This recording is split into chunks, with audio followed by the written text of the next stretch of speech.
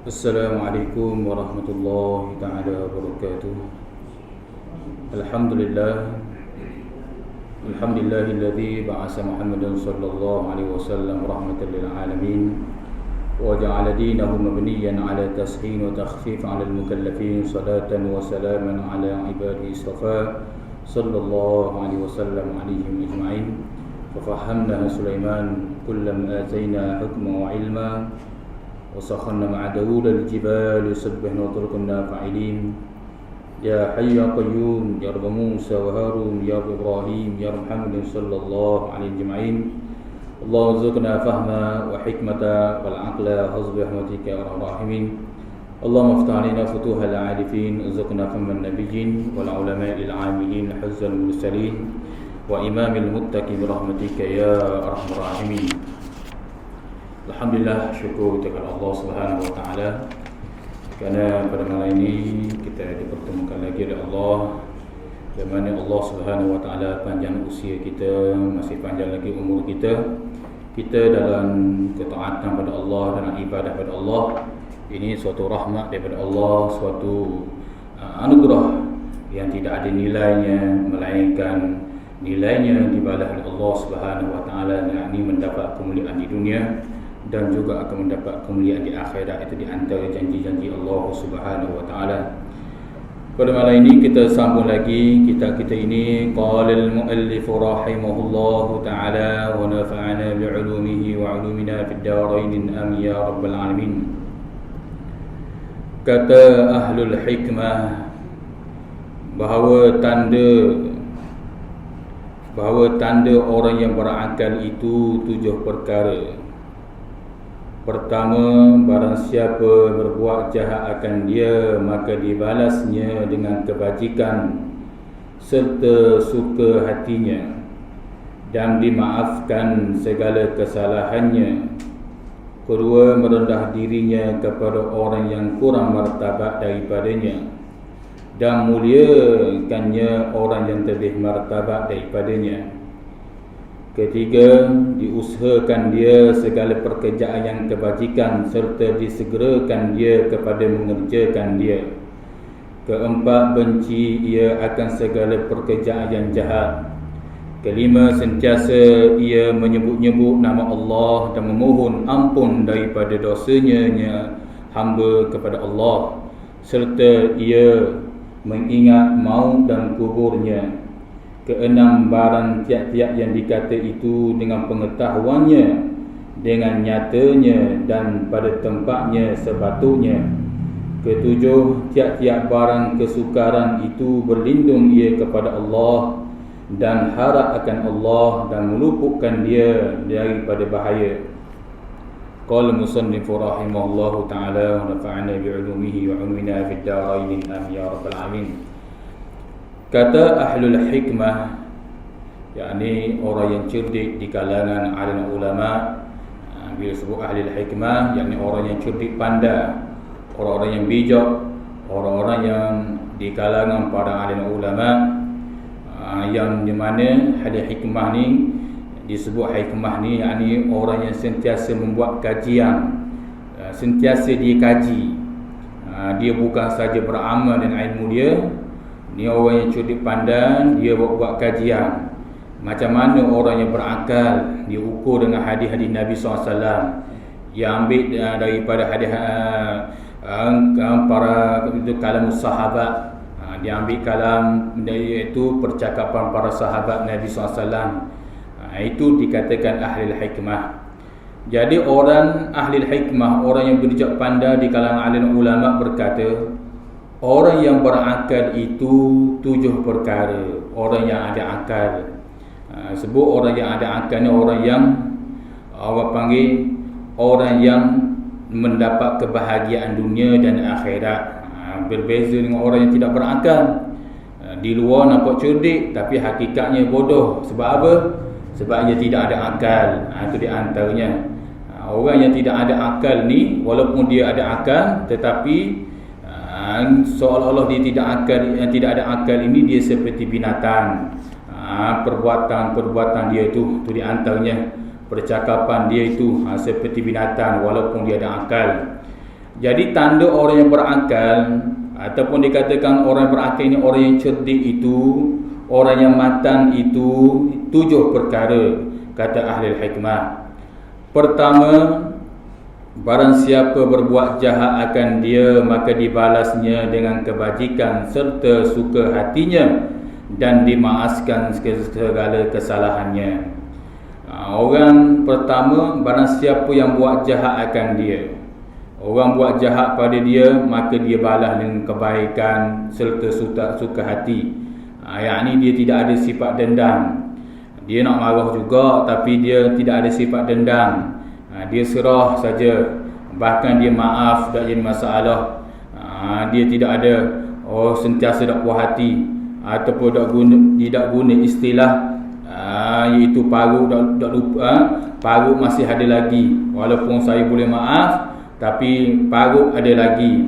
Dia tak guna istilah begitu. Ini salah satunya orang yang berakal lah. Orang yang berakal, di antaranya yang perlu kita ambil panduan, yang kita perlu mengambil contoh, tak kira siapa saja, iaitu tanda orang berakal kata ulama. Orang buat jahat pada dia, dia balas dengan kebaikan. Dia tidak caci hamung, tak keluar perkataan yang teruk-teruk. Itu di antaranya. Itu di antaranya disebut oleh para ulama sebagai ahli hikmah. Adapun yang disebut oleh ulama fiqh, iaitu orang yang sombong dibalas dengan sombong itu ialah itu sebagai nak beri pengajaran. Yang mana sombong dibalas sebagai sombong, itu sebagai sedekah kata ulama, itu kerana nak mendidik dia supaya dia ni jangan ingat dia saja yang keras, yang dia saja yang beken, dia saja yang debeh. Itu di antaranya.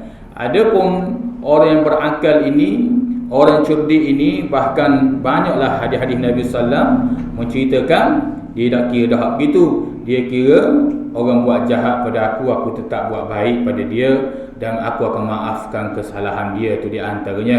Itu di antaranya tanda orang berakal yang pertama. Keduanya, merendah dirinya kepada orang yang kurang martabat daripadanya, dan muliakan dia akan orang yang terlebih martabat daripadanya. Yakni iaitu yang kedua, tanda orang yang berakal ini, dia merendah diri pada orang yang kurang martabatnya. Dia merendah diri, tak kiralah merendah martabat ni, tak kiralah dari sudut apa sekalipun. Nisbah harta ke, nisbah ilmu ke, nisbah apa-apa yang mana orang tu lebih dari, orang tu kurang daripada dia, tapi dia tetap merendah diri.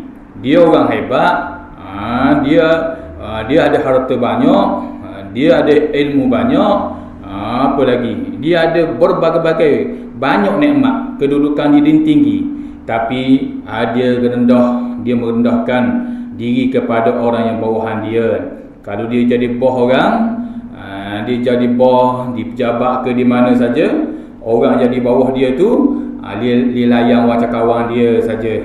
Dia kalau waktu rehat, dia bos, dia pun ajak kawan-kawan dia, ajak orang bawah-bawah dia ni sebagai kuli-kuli dia, ajak pergi minum air kedai ke, dalam 10 rehat misalnya, kalau orang kerja pejabat biasa. Jadi dia ajak, dia ni sebagai bos, sebagai ketua di sebuah pejabat ke, tak kira di mana saja, maka salah satu sifat rendah diri dia bergaul saja. Dia tak menilai, aku bos, takkan aku nak bercampur dengan dia orang bawahan ni. Kayak gini dia dok hormat aku, dok begini. Dia orang yang berakal ni dia tidak fikir begitu. Dia fikir, aku walaupun aku ni seorang bos, aku kena rendah diri. Kerana aku jadi bos ini disebabkan dialah. Maka begitulah pemimpin. Pemimpin bila dia jadi wakil rakyat ke, jadi esko ke apa ke, dia jangan berasa sombong dan angkuh. Disebabkan dia jadi pemimpin, jadi apa, menteri ke apa ke, disebabkan orang bawahannya. Sebab itulah Rasulullah sallallahu alaihi wasallam bila seorang sahabat Nabi SAW mari bertemu Rasulullah, ya Rasulullah, apakah kelakuan yang terbaik kepada seseorang itu, wahai Rasulullah? Rasulullah menyatakan, hendaklah iaitu seseorang itu iaitu martabul ulya wa tawadhu'u 'alal wa'di, kata Rasulullah SAW, iaitu seorang yang berpangkat tinggi lalu dia merendah diri kepada orang yang di bawahnya. Kerana Rasulullah kata, kerana orang di bawah inilah yang menolong dia jadi bos, dia jadi wakil rakyat, dia jadi pengarah, jadi timbalan pengarah, jadi ni kerana orang bawahan dia lah. Sebab itulah kata ulama ahli hikmah, tanda orang yang berakal ini dia sentiasa merendah diri kepada orang yang bawahan dia, orang yang panggil nisbah nikmat yang kurang daripada dia ke, itu di antaranya, itu di antara tanda orang berakal.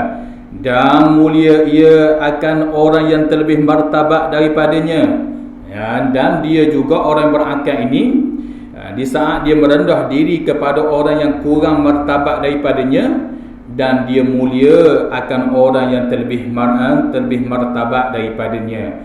Bila orang yang martabat lebih daripada dia memuliakan. Macam orang tu jadi bos, dia ni orang bawahan, ataupun dia ni bawah kepada pengarah, dia ni bahagian orang biasa saja, kerja pejabat biasa saja, tapi dia memuliakan orang-orang atasan dia.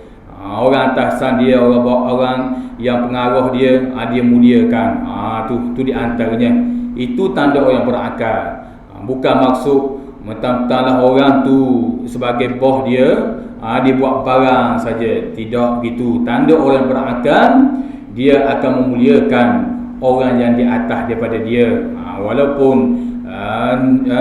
orang yang bos tu tidak jadi apa-apa, tak kisah apa-apa, tapi dia memuliakan. Kerana perjalanan urusan aku, kerana ada bos lah, kerana ada pengarah lah yang urus aku supaya aku pergi sini, dia atur aku sini, buat urusan ini. Itu di antara, kerana ada orang atasan, itu di antaranya. Jadi itu tanda orang berakal. Di saat dia merendah diri kepada orang yang kurang martabatnya, tetapi dia memuliakan kepada orang yang lebih martabat daripadanya. Tak kiralah nisbah harta ke, nisbah ilmu ke, nisbah apa-apa nikmat yang lebih daripada dia tu, dia memuliakan. Itu di antaranya disebut oleh ahli hikmah, orang cerdik pandai, itu di antaranya. Qala al-musannif rahimahullahu ta'ala wa nafa'ana bi'ulumihi wa 'ulumina fid darain ya rabbal alamin. Ketiga, daripada 7 perkara orang yang berakal ini, diusahakan dia segala pekerjaan yang kebajikan serta disegerakan dia kepada mengerjakannya. Tanda orang yang berakal yang ketiga ni, dia usaha sesuatu kebaikan, sesuatu yang mendapat kebaikan, dia tahu dapat ganjaran pahala, maka dia segerakan kerja selalu. Orang panggil dia tidak bertangguh. Dia tahu dah hak ni barang baik, barang hak comel, tak ada istilah dia tangguh-tangguh, dia buat selalu. Itu tanda orang berakal. Itu di antaranya. Itu tanda orang berakal. Tiap-tiap perkara yang baik, sama ada urusan itu berurusan dengan manusia atau urusan itu dengan Allah, lebih-lebih lagi urusan itu dengan Allah, setiap perkara baik dia segera buat selalu. Dia tidak bertangguh-tangguh. Itu tanda orang yang berakal. Itu di antaranya. Bab kata al-Imam Fudail bin Iyad rahimahullahu taala, apabila sesuatu pekerjaan yang baik, lebih-lebih lagi perkara itu ibadah, lalu kamu bertangguh-tangguh, kamu melambat-lambat mengerjakannya, itu setengah daripada tanda kurang akal kamu, kata al-Imam Fudail bin Iyad rahimahullahu taala. Kata Imam Fudail bin Iyad, kalau sesuatu perkara yang baik kita bertangguh-tangguh, kita berlambat-lambat, sedang tu perkara baik saja buat tangguh-tangguh, mungkin sembahyang masuk dah saja buat tangguh-tangguh, ataupun nak sembahyang sunat buat tangguh-tangguh, nak buat kebaikan buat tangguh-tangguh, ataupun urusan dengan manusia, nak buat baik kepada panggil anak isteri, jiran, tetangga, dah kira lah. Maka dia bertangguh-tangguh, dia buat lambat-lambat, bertangguh-tangguh. Maka itu kata Imam Fudail bin Iyad, setengah daripada orang yang kurang akal. Itu di antaranya orang yang kurang akal tu. Qala musannif rahimahullahu taala wa nafa'ana bi 'ulumihi wa 'ilmina fid dharain ya rabbal alamin. Jadi yang ketiga ini, setiap dia usaha pekerjaan yang baik, serta dia segera buat sekerja selalu, tak tangguh dah, tu di antaranya. Yang keempat, setengah daripada tanda orang yang berakal, orang yang cerdik itu ialah benci ia akan segala pekerjaan yang jahat. Dia benci pekerjaan yang jahat. Dia dengar pekerjaan yang jahat, dia berasa benci. Setiap pekerjaan yang jahat, sama ada depan mata dia ataupun hak dia dengar. Sebab tu Rasulullah SAW menggunakan perkataan ra'ai dengan Rasulullah tak guna perkataan nazara. Dalam bahasa Arab, nazara ni makna lihat juga, tapi ra'ai dengan makna lihat juga. Tapi kalau nazara dia tidak boleh takdir dengan alim tu. Tapi ra'ai dia kebanyakan boleh ditakdirkan dengan alim tu, yakni aku tahu. Itu di antaranya. Jadi Rasulullah menggunakan man ra'ai minkum munkaran fayughayyiru bi yadihi fa illam yastati' fa bi lisanihi fa illam yastati' fa bi qalbi wa dhalika adhaful iman. Rasulullah kata, bila kamu lihat kemungkaran maksiat ni, hendaklah kamu cegah dengan tangan kamu. Kalau ada kuasa, cegah dengan kuasa. Tak mampu, dengan lidah kamu.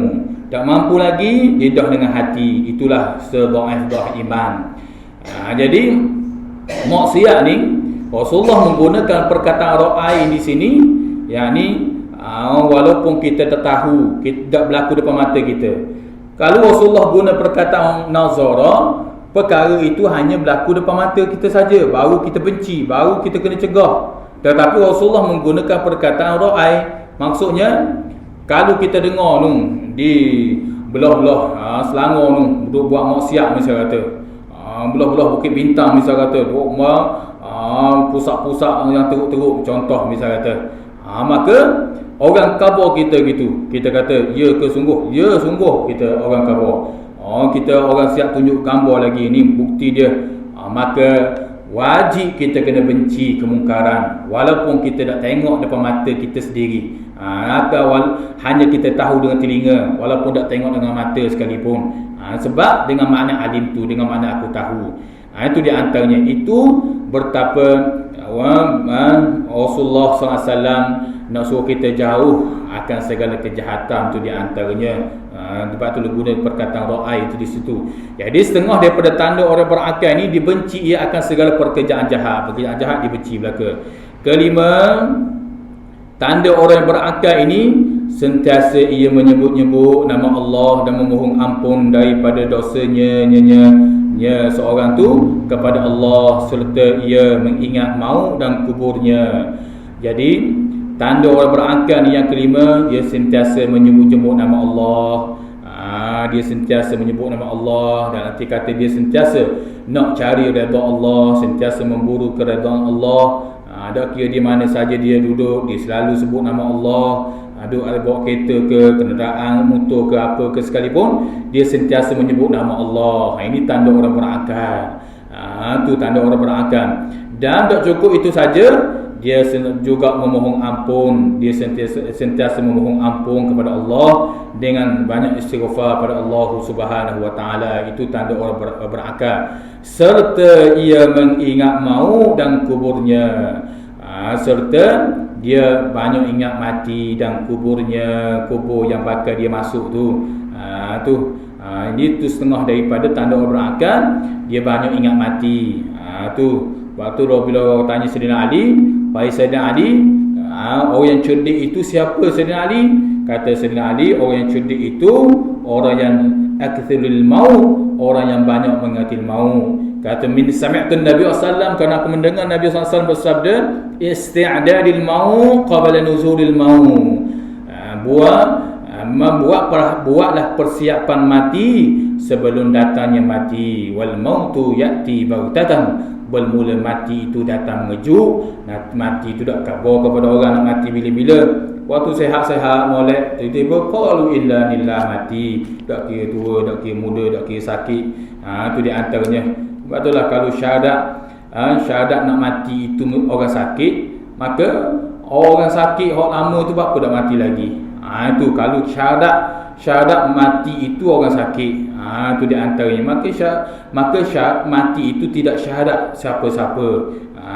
Mautu ya'ti baghtatan, bermula mati itu datang mengejut. Jadi dia banyak ingat mati ni, bukan maksud ingat mati ni sentiasa buat persiapan lah, bukan hanya ingat mati ibadat malah ada jadi hak begitu.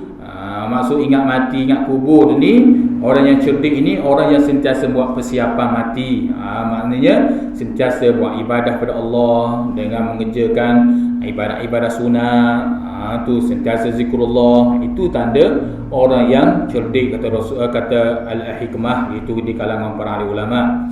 Keenam, barang tiap-tiap yang dikata itu dengan pengetahuannya, dengan nyatanya dan pada tempat yang sepatutnya. Jadi setengah daripada tanda orang yang berakal ini, dia kata tu dengan pengetahuan dia. Apa panggil dia, kalau dia kata sesuatu tu dengan pengetahuan dia, bukan dia kata sesuka, bukan sesuka tuduh orang, bukan sesuka fitnah orang. Itu orang yang kurang akal. Orang yang ada akal ni, apa hak dia kata tu dengan pengetahuan dia. Hak dia tahu, maka dia kata. Dia kata sepatutnya jalan kita, sepatutnya jangan lalu jalan ni sebab jalan ni bahaya begini. Dia kata dengan pengetahuan dia, mungkin dia lalu dah. Tu di antaranya. Ataupun kialah benda-benda lain.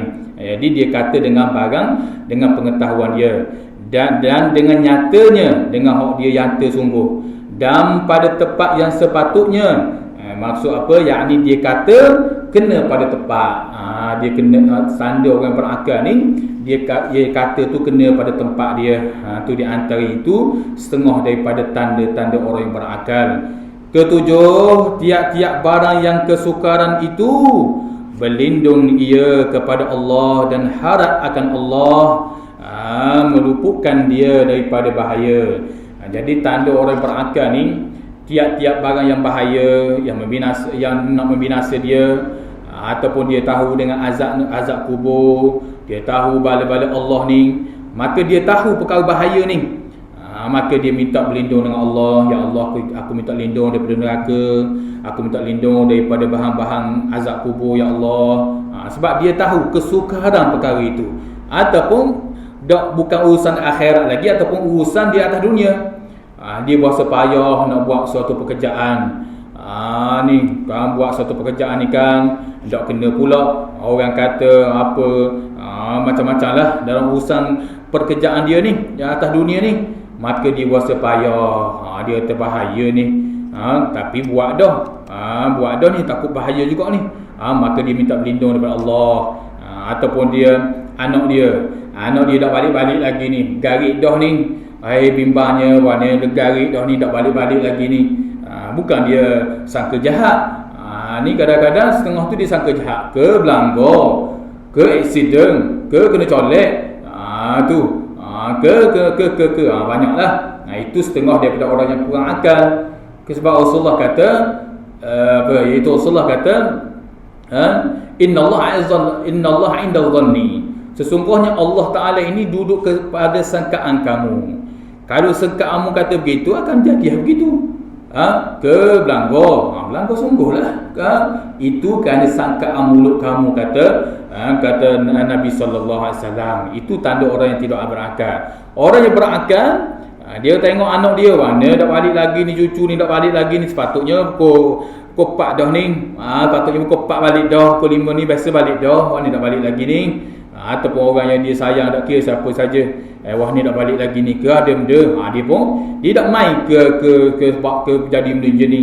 Tak, dia minta berlindung dengan Allah. Ya Allah, permudahlah perjalanan dia, insya-Allah sampai itu. Dia minta perlindungan. Kalau dalam sangkaan dia dalam bahaya, maka dia minta, ya Allah lindunglah dia sampai dengan selamat ya Allah. Itu tanda orang berakal. Dan harap akan dia meluputkan dia daripada bahaya, dan dia mengharap Allah ini luputkan barang-barang yang bahaya. Kalau nak kena hak dia sangka dengan bahaya ni, ya Allah luputkanlah bahaya, jauhilah, luput dengan makna jauhilah barang-barang yang bahaya ni ya Allah. Tu tanda orang berakal. Bukan dia sangkaan jahat ataupun bukan dia tidak harap pada Allah Subhanahu Wa Taala. Tanda orang berakal ni dia sentiasa mengharap pertolongan daripada Allah Subhanahu Wa Taala. Qala musannif rahimahullahu taala wa nafa'ana bi'ulumihi wa 'ulumina fid darain amin ya rabbal alamin. Adapun tanda orang yang kurang akal itu pun 7 perkara.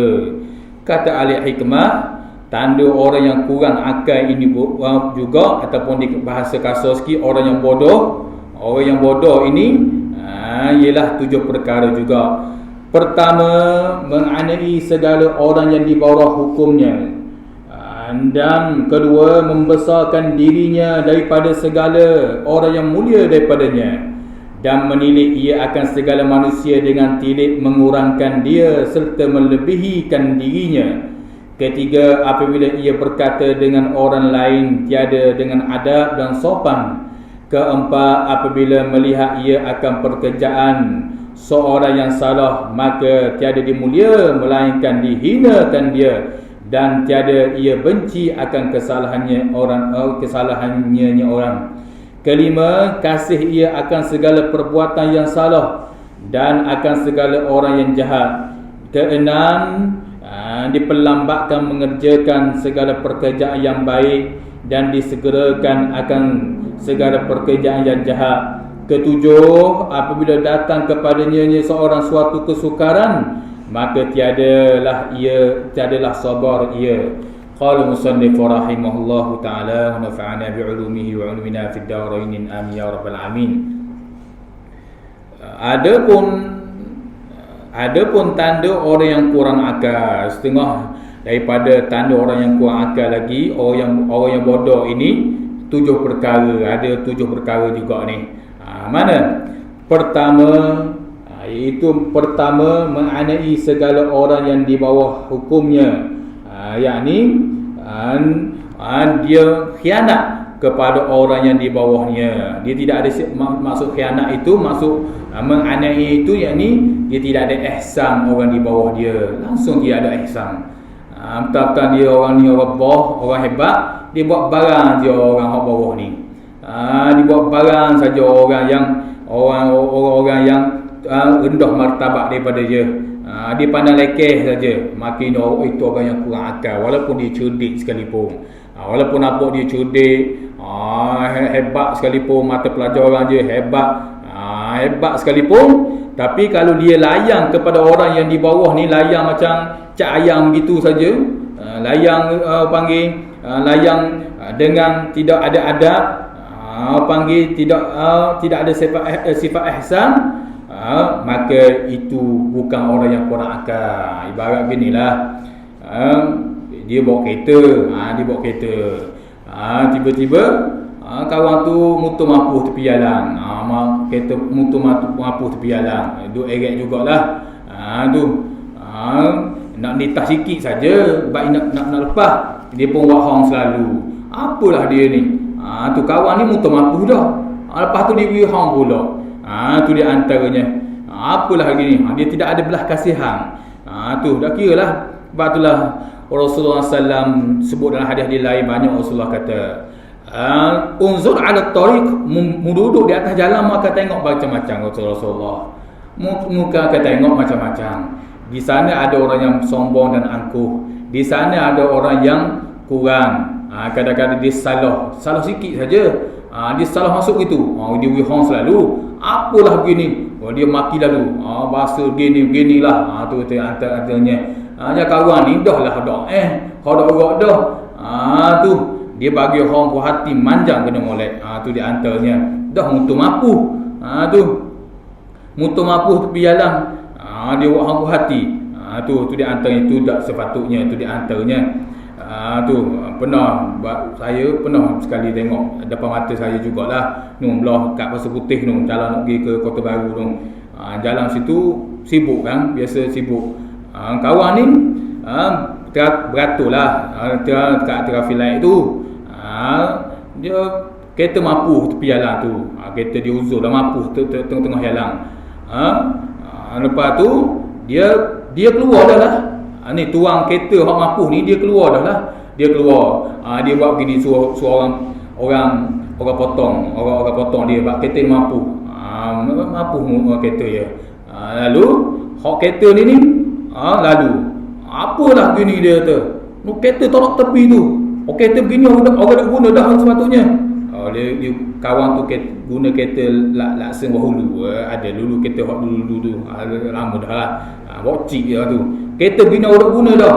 Tengok itu orang yang tidak ada adab.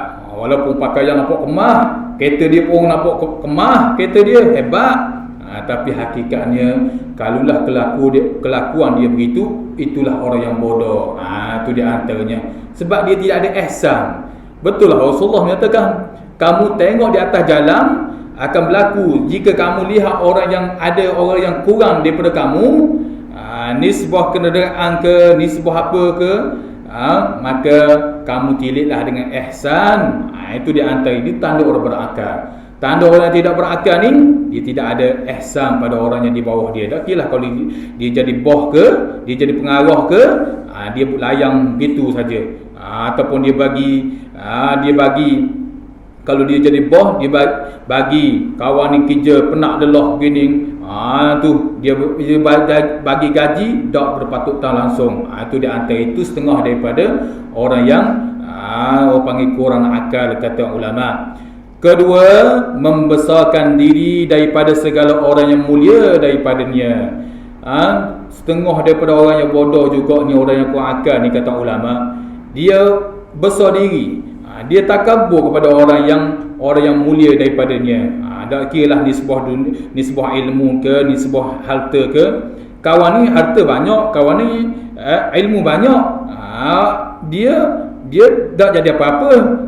Dia buat sombong diri depan orang harta banyak, dia buat sombong diri depan orang yang ilmu banyak ataupun makam yang lebih dari dia. Itu setengah daripada orang yang bodoh, kata para ulama. Tak sepatutnya dia buat begitu. Dia kena nilai kedudukan dia tu macam mana. Itu di antara dia jadi nak besar diri tu apa. Itu di antaranya setengah daripada orang yang kurang akal. Dan menilai ia akan segala manusia dengan sifat, dengan tilik mengurangkan dia serta melebihkan dia. Setengah daripada tanda orang berakal lagi, dia membesar diri kepada orang yang lebih, orang yang mulia daripada dia. Dan dia menilik segala manusia tu dengan tilik kurang. Dia tilik kurang, dia tilik kurang, dia tilik barang lah, dia pandai remeh saja. Serta dia melebihkan diri dia menganggap diri dia lebih, dia menganggap dia orang tu kurang, aku saja lebih. Itu di antara itu setengah dia bertanda orang yang kurang akal, orang yang bodoh, kata ulama ahli hikmah. Tu di antaranya. Sebab itulah sifat tawaduk itu dia akan menjaga segala-galanya. Al-Imam Hasan Basri rahimahullahu ta'ala yang cukup masyhur dengan seorang golongan tabi'in yang sempat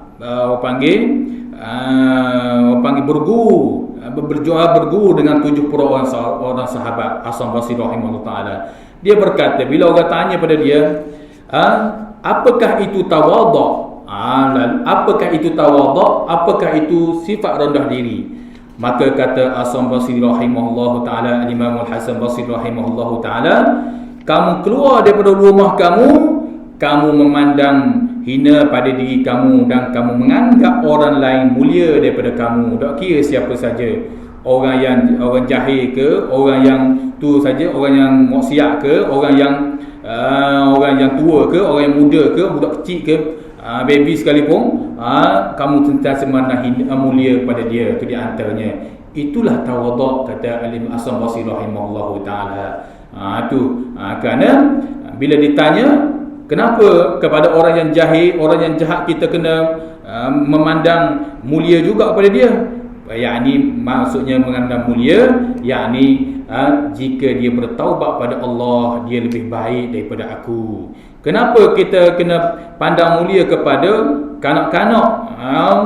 Tu kerana kanak-kanak itu tidak berdosa, kata ulama. Kerana apa kita kena pandang mulia kepada orang yang tua? Kerana orang yang tua itu dia lebih ibadah daripada kita. Kita baru saja baru ibadah kepada Allah berbanding dengan orang yang tua. Itu di antaranya.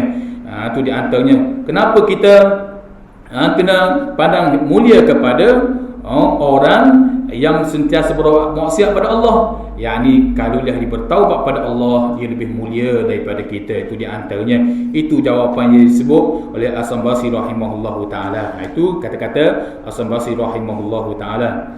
Qala musannif rahimahullahu taala wa nafa'ana bi'ulumihi wa 'ulumina fid darain amin ya rabbal alamin. Ketiga, apabila ia berkata dengan orang lain tiada dengan adab dan sopan. Dan ketiga, tanda orang yang bodoh lagi ni, orang yang bodoh ni, orang yang kurang akal lagi ni, ialah kalau dia cakap dengan manusia ni dia tak ada adab. Dia pakai redah saja. Dia tak ada adab langsung. Tu dia jenis orang panggil, dia nak kata-kata selalu. Dia beri selalu.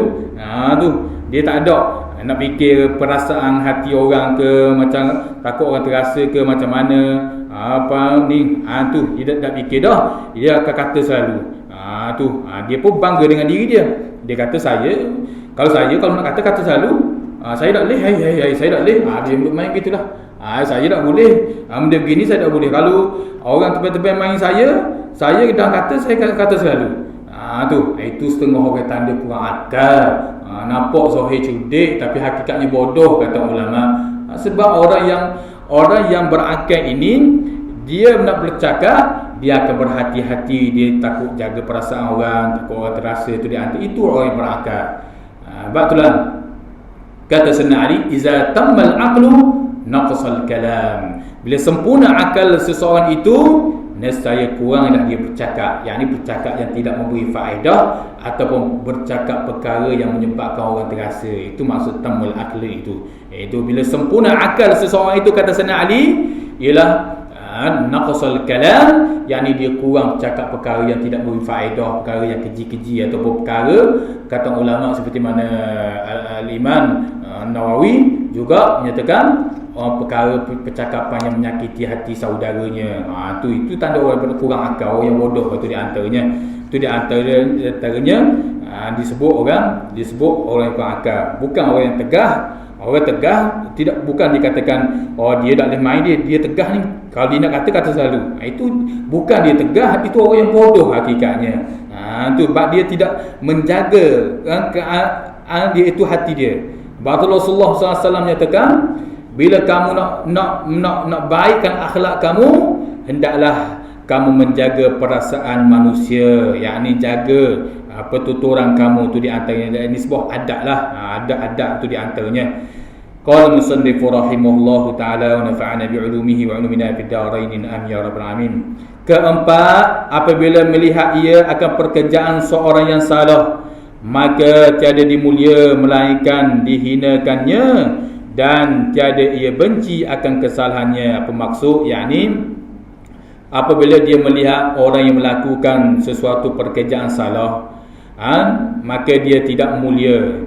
Maksudnya bila kita tengok orang yang buat jahat ni, buat salah, hakikatnya kita disuruh memulia. Maksudnya kita disuruh kita berdoa pada dia, bukan maksudnya kau nak menjahanamkan dia, sehingga mencela, memfitnah, berkata berbagai-bagai.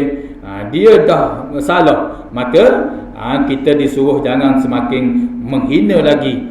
Tu orang panggil tiada memuliakan. Itu di antaranya, melainkan dihinakan dia. Maka tanda orang berakal ni, nampak orang salah dah, dia kau hina. Dia ni aku kata dah. Aku kata dah, dia ni memang salah. Memang jahat, memang begini. Tengok. Itu di antaranya. Sebab apa? Sebab sahabat dan hadis Rasulullah SAW yang lain seperti mana Imam Bahaki, bila kamu melihat orang yang salah, kamu mintalah kepada Allah supaya dia semakin mendapat petunjuk Allah, supaya dia insaf, dia taubat pada Allah. Jalan-jalan taubat itu di antaranya, bukan dia menghina. Dan kerana Rasulullah kata, dibimbangi perkataan kamu hina melampau itu akan balik-balik pada kamu, itu di antaranya. Dan jadi ia benci akan kesalahan orang itu, yakni benci, kita kena benci maksiat itu. Itu di antaranya. Ini bukan, ni semakin dihina, itu di antara disebut oleh para ulama. Kelima, kasih ia akan segala perbuatan yang salah dan akan segala orang yang jahat. Iaitu kalau orang tu orang salah sungguh, terbukti salah sungguh, jangan kita kasih pada dia. Kita hanya disuruh minta berdoa pada Allah supaya dia dapat hidayah. Jangan kasih dengan perbuatan jahat dia tu.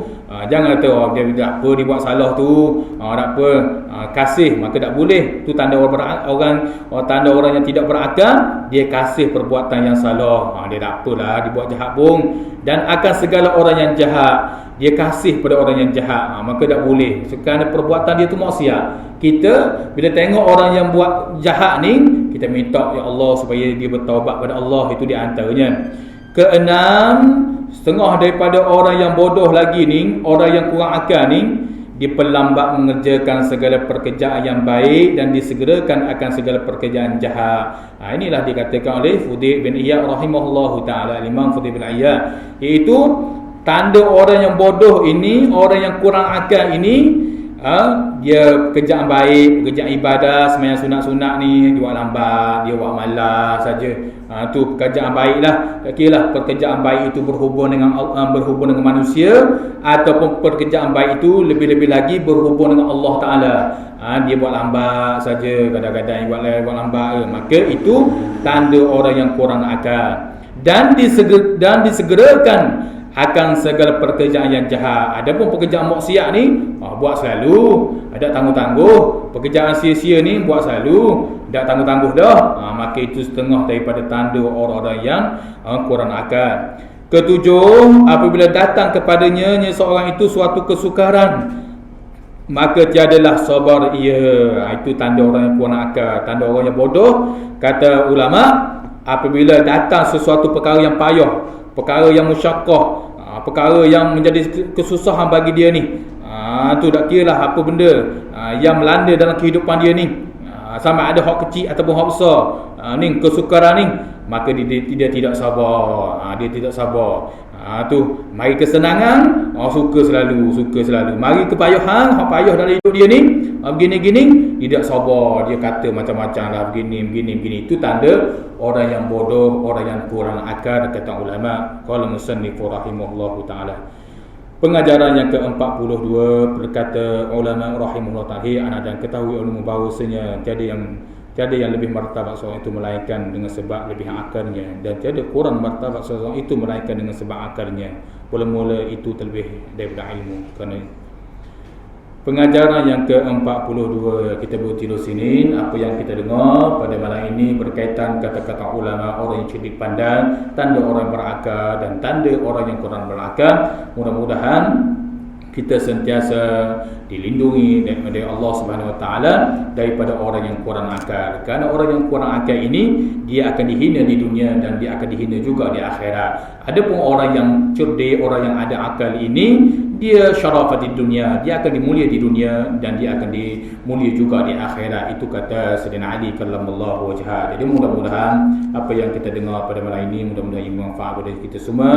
Carilah redha Allah dan Allah Taala kasih pada kita, insya-Allah. Suatu hari nanti bila kita bertemu Allah Azza wa Jalla, insya-Allah akan letakkan kita dalam syurga Allah Subhanahu wa taala. Wallahu a'lam. Auzubillahi minasyaitanir rajim. Bismillahirrahmanirrahim. Ya Rabbana lakal hamdu kama yanbaghi li jalali wajhika wa 'azimi sultanik. Allahumma aghnina bil 'ilmi wa zayyina bil hilmi wa akinna bit taqwa wa jibna bil 'afiyah. Rabbana atina fid dunya hasanah wa fil akhirati hasanah wa qina adzaban nar. Sallallahu alaihi wasallam wa ala alihi wa sahbihi wa sallam. Walhamdulillahi rabbil alamin. Assalamualaikum warahmatullahi taala wabarakatuh.